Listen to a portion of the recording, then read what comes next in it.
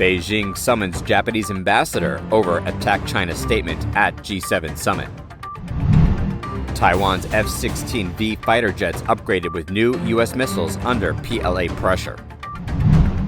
Global investment bank profits drop in China amid worsening business climate. Many Chinese high school teachers went on strike due to months of salary debt, worrying parents.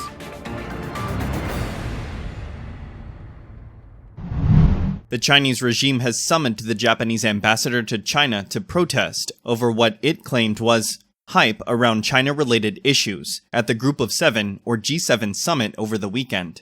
Reuters reported that China's Vice Foreign Minister, Sun Weidong, on May 21st said that Japan worked with other countries at the summit in activities and joint declarations to smear and attack China, grossly interfering in China's internal affairs, violating the basic principles of international law and the spirit of the four political documents between China and Japan. At the summit, G7 leaders issued a joint statement calling on the Chinese regime to press Russia to end the war in Ukraine, honor Taiwan's territory and international waters, respect human rights, and follow fair trade rules. The group urged Beijing to follow the global rules, saying, "A growing China that plays by international rules would be of global interest." G7 leaders raised serious concern about high tensions in the East and South China Seas, where Beijing has stepped up military pressure and threatened to take democratic self-governed Taiwan under its rule by force. They called on Beijing for a peaceful resolution to the Taiwan issue. The statement rejected Beijing's claim of these disputed seas, saying there was no legal basis for China's expansive maritime claims in the South China Sea, and we oppose China's militarization activities in the region. The G7 members also warned the Chinese regime over economic coercion and vowed to counter malign practices, such as illegitimate technology transfer or data disclosure. The statement also mentioned China's human rights abuses in Tibet, Hong Kong, and the far west region of Xinjiang. Taiwan has upgraded its most advanced fighter jets with new American air-to-air missiles, as the People's Liberation Army warplanes regularly fly sorties close to the self-governing island. Citing a statement by the Taiwanese Air Force, South China Morning Post reported on May 22nd that the AIM-9X Sidewinder missiles were bought from the US and had recently been allocated to its F-16 Viper squadrons, scrambling to respond to PLA flybys. An Air Force spokesman said on May 22nd the new missiles were delivered to Taiwan and installed in accordance with the scheduled plan. According to a different Air Force source, the AIM-9X Block II missiles had been installed on all 64 of Taiwan's F-16Vs at the 4th Tactical Fighter Wing in the southwestern city of Tianyi to enhance their tracking and precision strike capabilities.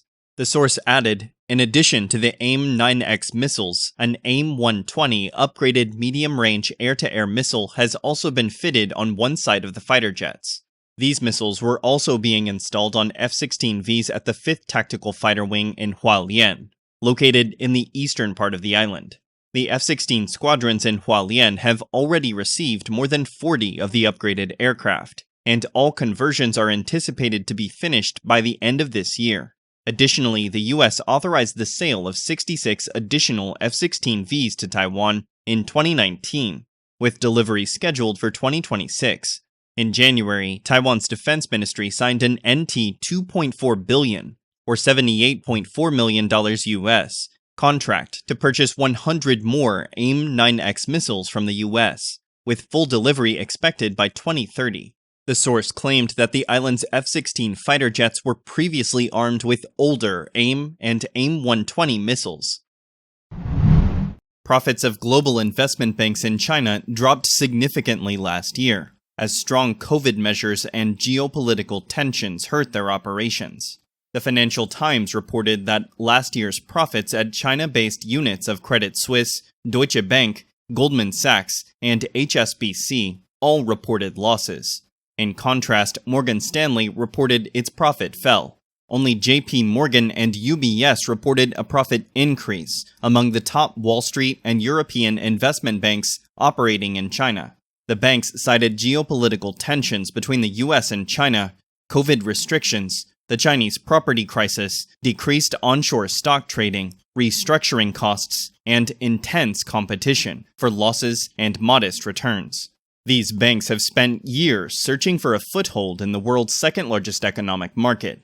But Wall Street investment banks realize that their hopes of reaping huge profits from China's $60 trillion market are increasingly out of reach, more than 3 years after they were fully granted licenses to operate in the country. Senior executives told Bloomberg that they acknowledge the need for a fundamental reassessment of their approach to China's market, as the business environment has significantly weakened and the opportunities for substantial gains have dwindled.